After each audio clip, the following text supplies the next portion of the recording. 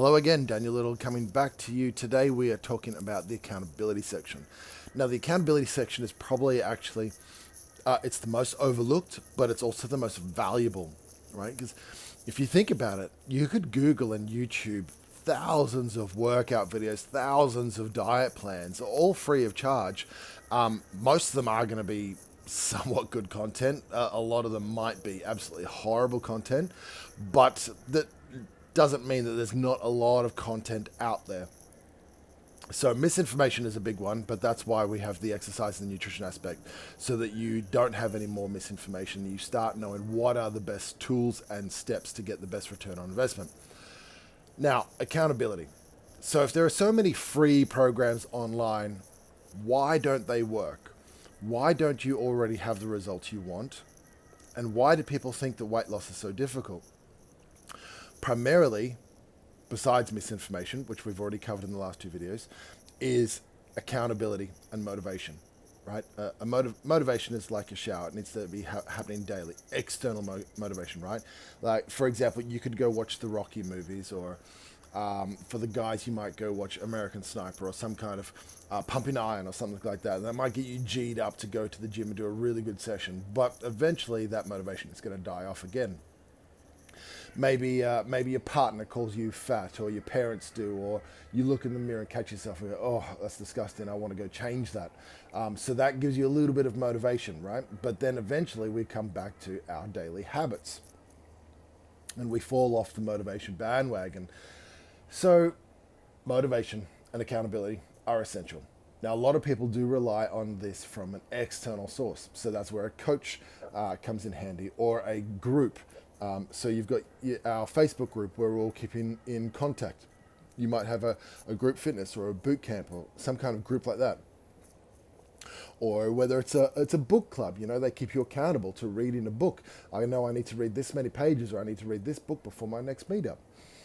So accountability is a big part. So I want you to go down. There's a couple of spreadsheets with actionable steps. Now you've got to do these steps.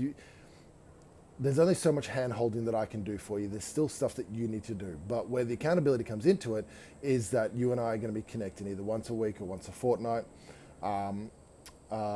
and making sure that you're taking those steps, getting feedback. What have you struggled with? What have you succeeded with?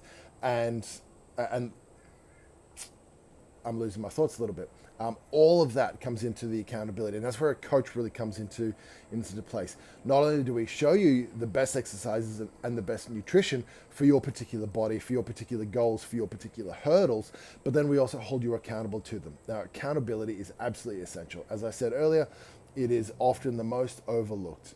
You guys think that I can do it on my own, or maybe you're too proud to accept help and you want to do it on your own. Or you can't afford to, or you don't think that you're worth it. That's the bigger thing here, that most people can't afford to, because you're spending $30, $40, $50 a week on junk food or alcohol or treats of some sort.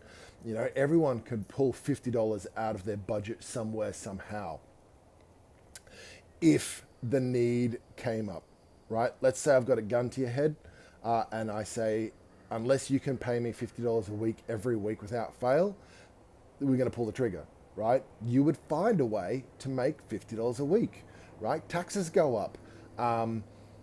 The price of fuel goes up. We find a way to make it work because it's high on our priority lists. So we've got to take this goal that you've got and make it higher on our priority lists. And we've got to hold you accountable to the necessary steps to get there. And that's where your coach comes in. So, check out the spreadsheets, check out the videos below, keep watching, and if I can help, don't hesitate to help. Make sure you're booking in your Zoom calls with me or phone calls with me. I don't mind, whatever it is. Sometimes face-to-face is better because you don't lose that interpretation of what I mean. Like texts and emails just don't work because something can be taken out of context, right? So videos are the best, and then phone calls are the second best. Or catch up in person.